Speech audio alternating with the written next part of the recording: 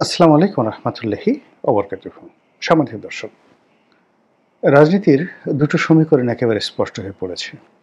একদিকে বিএনপি এবং তার সঙ্গে সমমনা যে রাজনৈতিক দলগুলো রয়েছে তারা, আর অন্যদিকে জামাত এবং জামাতের সঙ্গে ইসলামপন্থী অনেকগুলো দল এবং সমমনা আরও ছোট ছোট রাজনৈতিক দল। আর এখানে তৃতীয় আরেকটি শক্তি, যেটিকে এই মুহূর্তে কিংস পার্টি বলা হচ্ছে, এনসিপি। এনসিপি কি বিএনপির সঙ্গে যাবে না জামাতের সঙ্গে যাবে? এখানে সাধারণ মানুষের ধারণা হলো যে এনসিপি মূলত জামাতের সঙ্গেই যাবে। বিএনপি চেষ্টা করছে এনসিপিকে নেওয়ার জন্যে, কিন্তু সেটা কার্যত কতটা ফলপ্রসূ হবে সেটা আপাতত মনে হচ্ছে না। তো কাজেই নির্বাচনের যে দুটি মেরুকরণ, জামাতের নেতৃত্বে একটি গ্রুপ, বিএনপির নেতৃত্বে একটি গ্রুপ, এই সমীকরণ নিয়ে একটা আলোচনা করব। আরেকটি সমীকরণ হলো যে নির্বাচনকে আদৌ কি হবে কি হবে না। যদি নির্বাচন হয় তাহলে বিএনপির কী লাভ, জামাতের কী লাভ, আর বিএনপি না হলে, নির্বাচন না হলে এই রাজনৈতিক দলগুলোর কী কী ক্ষতি হবে সেই বিষয়গুলো নিয়ে আলোচনা করব। ৩ নম্বর হলো যে কোনো জাতীয় সরকারের কোনো সম্ভাবনা আছে কিনা। অর্থাৎ বিএনপি, জামাত এবং এনসিপি মূলত তারা যদি আসন ভাগাভাগি করে এবং নিজেদের মধ্যে যদি একটা সমঝোতা করে তারা নির্বাচন করতে চায়, তো সেক্ষেত্রে আসলে কেমন ফলাফল হবে এই বিষয়গুলো নিয়ে আলোচনা করব। তার আগে বলে নেই যে এই মুহূর্তে বাংলাদেশের মানুষের যে পাহাড় প্রমাণ সমস্যা, সেই সমস্যাগুলোর মধ্যে 60% সমস্যা অর্থনৈতিক সমস্যা। ব্যবসা বাণিজ্য, কলকারখানা এবং যে সকল শ্রমজীবী মানুষ রয়েছেন, যার যার অবস্থান থেকে অর্থনৈতিক সংকটে তাদের জীবনযাত্রা রীতিমতো মুখ থুবড়ে পড়েছে। ফলে জনগণের যে এই দুরবস্থা, সেই দুরবস্থার মধ্যে যতই রাজনীতির কথা বলা হোক না কেন, নির্বাচনের কথা বলা হোক না কেন, এটা হালে পানি পাচ্ছে না। এ গেল এক। বাকি যে 40% সমস্যা, সেই 40% সমস্যা হলো আইনশৃঙ্খলার অবনতি, মানুষের মনে ভয়, বিচার ব্যবস্থা এবং আমলাতান্ত্রিক জটিলতা এবং রাষ্ট্রযন্ত্রের অসহযোগিতা, সব মিলিয়ে যারা ভুক্তভোগী তাদের জীবন তছনছ হয়ে গেছে। আপনার যদি আয়করে কোনো মামলা থাকে, ভ্যাটে কোনো মামলা থাকে, আপনার যদি হাইকোর্টে কোনো মামলা থাকে, নিম্ন আদালতে কোনো মামলা থাকে, অথবা সেক্রেটারিয়েটে সচিবালয়ে কোনো কাজ থাকে, ভূমি অফিসে কোনো কাজ থাকে, গত 14 মাসে আপনি যে অভিজ্ঞতা পেয়েছেন এবং যেভাবে আপনার জীবন দুর্বিষহ করে তোলা হয়েছে, এই অবস্থায় যদি আপনার কাছে গিয়ে কোনো জামাতের লোক আল্লাহর আইনের কথা বলে, বিএনপির কোনো লোক গিয়ে বাংলাদেশের জাতীয়তাবাদের কথা বলে, কিংবা অন্য কোনো রাজনৈতিক মতাদর্শ প্রচার করতে চায়, তাহলে এই যে 40% যারা লোকজন রয়েছে, যারা আইনশৃঙ্খলা, ব্যবসা বাণিজ্য এবং অন্য যে জটিলতা তারা তাদের জীবন পিষ্ট হয়ে গেছে, তারা মেজাজ ঠিক রাখতে পারবেন না। আপনারা দেখছেন যে মিস্টার রুবেল আজিজ, বাংলাদেশ টেক্সটাইলস মিল অ্যাসোসিয়েশন, বাংলাদেশের সবচেয়ে বড় প্রতিষ্ঠান, মানে আপনি বিজিএমই সবচেয়ে অর্গানাইজেশন হিসেবে সবচেয়ে প্রভাবশালী গার্মেন্টস মালিকদের সংগঠন, কিন্তু গার্মেন্টস মালিকদের মতো এত বড় সংগঠন না হলেও বিটিএমইএতে যে কজনই যারা মেম্বার আছেন তারা বাংলাদেশের সবচেয়ে ধনী এবং এলিট ব্যবসায়ী। মানে একটা গার্মেন্টসের জন্য যদি ধরেন গড়ে অ্যাভারেজে 10 কোটি টাকা ইনভেস্ট হয়, তাহলে একটি স্পিনিং মিল, যেটা বিটিএমের যারা সদস্য, একটি স্পিনিং মিল যদি ফুল কম্পোজিট হয়, তাহলে গড়ে 500 কোটি টাকা এখানে ইনভেস্টমেন্ট রয়েছে। তাহলে 500 কোটি টাকা যদি হয় তা 50টি গার্মেন্টসের সমান।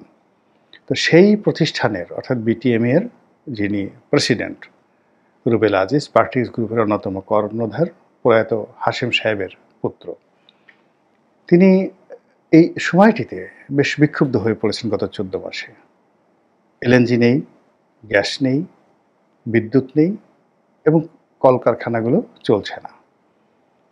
এবং আপনারা যারা স্পিনিং মিল চালান, গার্মেন্ট চালান, যাদের ডাইং আছে, যাদের ওয়াশিং আছে, তারা বুঝতে পারেন যে গ্যাস না থাকলে, বিদ্যুৎ না থাকলে একটি শিল্প প্রতিষ্ঠান কী পরিমাণ আর্থিক লসের মধ্যে পড়ে।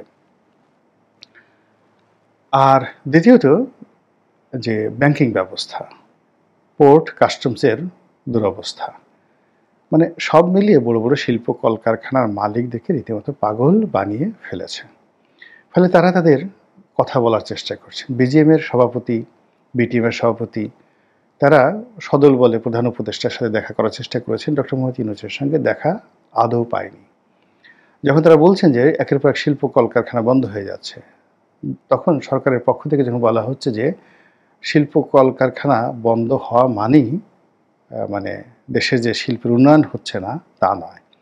অথবা যখন বলার চেষ্টা করা হচ্ছে যে সকল শিল্প কলকারখানা বন্ধ করা হয়েছে এগুলোর মধ্যে যেগুলোর কমপ্লায়েন্স নাই, মানে যেখানে ভালো সুযোগ সুবিধা নেই, ওয়ার্কিং এনভায়রনমেন্ট নাই, বায়াররা যেগুলোকে সার্টিফাইড না করেছে সকল শিল্প প্রতিষ্ঠান বন্ধ হওয়া ভালো হয়েছে। এটা মানে রীতিমতো চপেটাঘাত না। আপনাকে যদি চুল ধরে শুইয়ে আচ্ছা মতো কেউ জুতো পিটা করে তখন আপনার যে বেদনাটা হবে প্রকাশ্যে, ঠিক এরকম শিল্প মালিকদের জন্য এই ধরনের মন্তব্য সেরকম অবমাননাকর।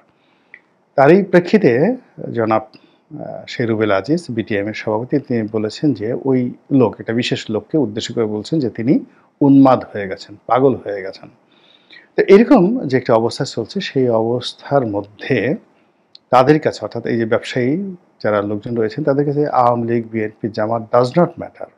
ইউনূস আসুন, মিলিটারি আসুন, কে আসুন ডাজ নট ম্যাটার। তাদের ঘটনা হলো যে আমরা বাঁচতে চাই। অনেক শিল্প মালিক পালিয়ে বেড়াচ্ছেন।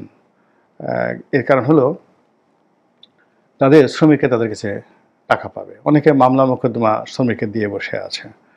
সেই লেবার কোর্টে মামলা আছে, লোকাল কোর্টে মামলা আছে। অনেক শিল্প প্রতিষ্ঠানের বিরুদ্ধে তার অ্যাকাউন্ট, ব্যাংক অ্যাকাউন্ট থেকে শুরু করে বাড়ি গাড়ি সয় সম্পত্তি ফ্রিজ করে দেওয়া হয়েছে। বিকজ ভ্যাটের কর্মকর্তাকে হয়তো কেউ ঘুষ দেয়নি বা কাস্টমসে কোনো কর্মকর্তাকে ঘুষ দেয়নি, সেই ইচ্ছা মতো একটা মানে শিল্প প্রতিষ্ঠানের বিরুদ্ধে 100 কোটি 200 কোটি টাকার একটা ডিমান্ড ইস্যু করে সে সেখান থেকে বদলি হয়ে চলে গেছে। এর কারণ হলো একটা পদে 1 বছরের জন্য আসতে হয়তো তাকে 50 কোটি টাকা ঘুষ দিতে হয়েছে। এসেই সে বড় বড় ব্যবসায়ীদেরকে টার্গেট করে এবং ইচ্ছামতো ডিমান্ড করতে থাকে। তো এটা ব্যবসা যারা সংশ্লিষ্ট তারা বোঝেন।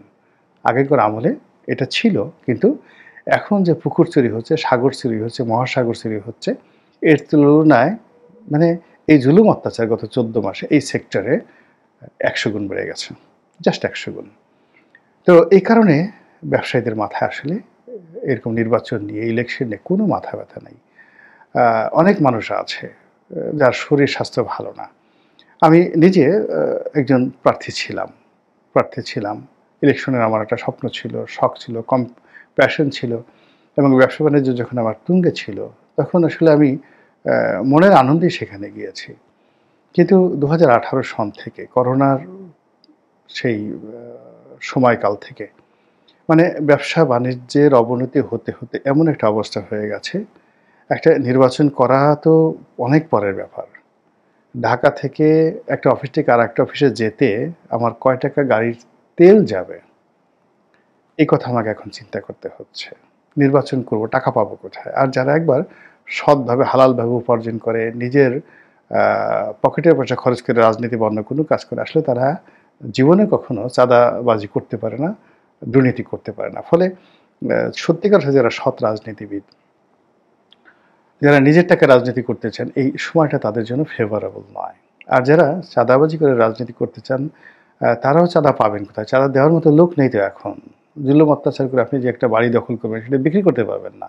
গত 14 মাসে যা হয়েছে এটা মানে আওয়ামী লীগের কিছু এক্সেস টাকা ছিল, সেই টাকাগুলো নেওয়া হয়ে গেছে। এখন আওয়ামী লীগের লোকজন সব ফতুর হয়ে গেছে, তারা পালিয়ে গেছে। তো এখন সাধারণ জনগণের কাছ থেকে যদি আপনি টাকা আনেন, আপনাকে তো গাবতলীর গরুর হাটে গিয়ে গরু চুরি করতে হবে, গরু ডাকাতি করতে হবে, ছাগল চুরি করতে হবে, মহিষ চুরি করতে হবে, তারপরে মা বোনদের সোনাদানা ডাকাতি করতে হবে। এছাড়া আপনি টাকা পাবেন না। বা মোহাম্মদপুর বাজারে গিয়ে আপনি সেই রেট দিয়ে সমস্ত মাছগুলো চুরি করে নিয়ে যাবেন, নিয়ে গিয়ে পরে আপনি নিলামে বিক্রি করতে হবে। এছাড়া টাকা নেই, এরকম অবস্থা হয়ে গেছে। তো সেখানে নির্বাচন হবে কি হবে না, এটা নিয়ে একটা বিরাট প্রশ্ন দেখা দিয়েছে। এবং যখন এরকম একটা ক্রান্তিকাল যাচ্ছে, অর্থাৎ যেখানে প্রান্তিক লেভেলে দারিদ্রতা পৌঁছে গেছে 60% মানুষের মধ্যে, সেখানে আমরা পাকিস্তান, শ্রীলঙ্কা, আমাদের পাক ভারত উপমহাদেশের মধ্যে সবচেয়ে এখন দরিদ্র জনগোষ্ঠীতে পরিণত হয়েছি। শ্রীলঙ্কা রাষ্ট্র হিসেবে দেউলিয়া হয়ে গিয়েছিল, পাকিস্তানও প্রায় দেউলিয়াত্বের পর্যায়ে, মানে সরকারি ফান্ড। তো সেই ক্ষেত্রে আমাদের রিজার্ভে $30 বিলিয়ন আছে, মানে সরকারের ফান্ডের সমস্যা নেই, কিন্তু আমাদের পাবলিকের যে মানি, সেই পাবলিক মানি নেই, যেটা পাকিস্তানে আছে, যেটা শ্রীলঙ্কাতে আছে। ফলে সরকার খুব অল্প সময়ের মধ্যে ঘুরে দাঁড়াতে পেরেছে। আর আমাদের যেহেতু জনগণের হাতে টাকা নেই, ফলে সরকার ঘুরে দাঁড়ানো তো দূরের কথা, সরকার যে জনবিক্ষোভের মুখে পড়বে, সেটা নির্বাচিত সরকার হোক, অনির্বাচিত সরকার হোক, অন্তর্বর্তীকালীন সরকার হোক, সেই গণবিক্ষোভের যে ভয়াবহতা, অতীতের যে কোনো গণবিক্ষোভ, গণ আন্দোলন, অভ্যুত্থান, গণ অভ্যুত্থান, তার চেয়ে শত শত গুণ, মানে এটা নির্মম এবং নিষ্ঠুর হবে আগামী দিনগুলোতে। তো এই অবস্থাতে যে রাজনীতির যে মেরুকরণ, জামাত এবং বিএনপি একত্র হওয়া, বিএনপি এনসিপি একত্র হওয়া, জামাত এবং ইসলামী দলগুলো একত্র হওয়া, জামাত এবং এনসিপি একত্র হওয়া, একত্রে নির্বাচন করা, এগুলো সবগুলো মানে শতভাগ অনিশ্চিত হয়ে পড়েছে। তার চেয়ে বড় ব্যাপার হলো নির্বাচনটি একেবারে ঝুঁকিপূর্ণ হয়ে পড়েছে। নির্বাচনে যে ডামাডোল, এটা যদি শুরু হয়ে যায়, সেই ডামাডোলের তোড়ে সাধারণ মানুষের উপর যে জুলুম অত্যাচার চলবে, এই যে এখন বিএনপি প্রার্থী ঘোষণা করলো, just let them play only for 7 days, তাদেরকে 7 দিন এই প্রার্থীরা শুধু আনন্দ করুক, ফুর্তি করুক, নির্বাচনী এলাকায় যাক। আপনি দেখেন টোটাল ইকোনমির উপর কী প্রেশার পড়ে। এবং এই যে নভেম্বরের যে পুরো মাসটি, তারপর ডিসেম্বর আসতেছে, শিডিউল ঘোষণা করে নির্বাচন পরিচালনা করার জন্য রাষ্ট্রের কত হাজার কোটি টাকা লাগবে। তো এসব মিলিয়ে মানে আমরা যে একটা ভালো কিছু হবে, এটার কোনো সম্ভাবনা নেই। দেশের যে অর্থনৈতিক রিপেয়ারমেন্ট দরকার, সোশ্যাল রিপেয়ারমেন্ট দরকার, ল অ্যান্ড অর্ডার পুনরুদ্ধার করা দরকার, এবং এর জন্য যে বুলেটিন আকারে কিছু কাজ করা দরকার, সেই কাজগুলো গত 14 মাসে করেনি। ফলে আগে যে রোগী নর্মাল বেডে ছিল, অর্থাৎ এই দেশটি শেখ হাসিনা চলে যাওয়ার পর যে অসুস্থতার মধ্যে ছিল, সেই অসুস্থতার এখন আইসিইউতে চলে গেছে। এখন আইসিইউতে অক্সিজেন দিয়ে যেভাবে রুগী বাঁচানো হয়, সেইভাবে দেশ আছে। যেই মুহূর্তে এই নির্বাচন নিয়ে আরও জটিল পরিস্থিতি তৈরি হবে, গণভোট নিয়ে আরও জটিল পরিস্থিতি হবে, তারপর নির্বাচনের তফসিল ঘোষণা করা হবে, তখন পুরো দেশের যে সিস্টেমটি রয়েছে, রাষ্ট্র ব্যবস্থা আছে, এটি অ্যাবসলিউটলি লাইফ সাপোর্টে চলে যাবে। আর যখন লাইফ সাপোর্টে এরকম একটা দেশ জাতি যায়, তখন তাদের পরিণতি কী হয়, বহুভাবে আমরা এই দুর্ভোগ দুর্দশার মধ্যে পড়েছি। জীবিত আছি, মহান আল্লাহর কাছে প্রার্থনা করি, আল্লাহ যতদিন তুমি বাঁচিয়ে রাখো, বেজ্জতি হওয়া থেকে রক্ষা করো, অভুক্ত থাকা থেকে রক্ষা করো, দুর্ভিক্ষ থেকে হেফাজত করো আমাকে এবং এই দেশবাসীকে। আমরা এখন ভিক্ষা চেনে কুত্তা সামলার মতো পর্যায়ে পৌঁছে গেছি।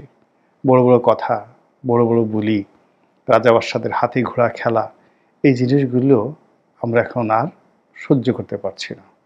আমাদের অন্ন দরকার, বাসস্থান দরকার, আমাদের নিরাপদ শিক্ষা ব্যবস্থা দরকার, আমাদের তরুণদেরকে যারা ঘর থেকে বের হয়ে গেছে, তাদেরকে আবার সেই ঘরে ফিরিয়ে আনা, শিক্ষা প্রতিষ্ঠানে ফিরিয়ে আনা, এটা আমাদের জন্য ফরজে আইন হয়ে পড়েছে। আল্লাহ তার ঐশী শক্তি দ্বারা আমাদেরকে সেই তৌফিক এনায়েত করুন। আসসালামু আলাইকুম ওয়া রাহমাতুল্লাহি ওয়া বারাকাতুহু।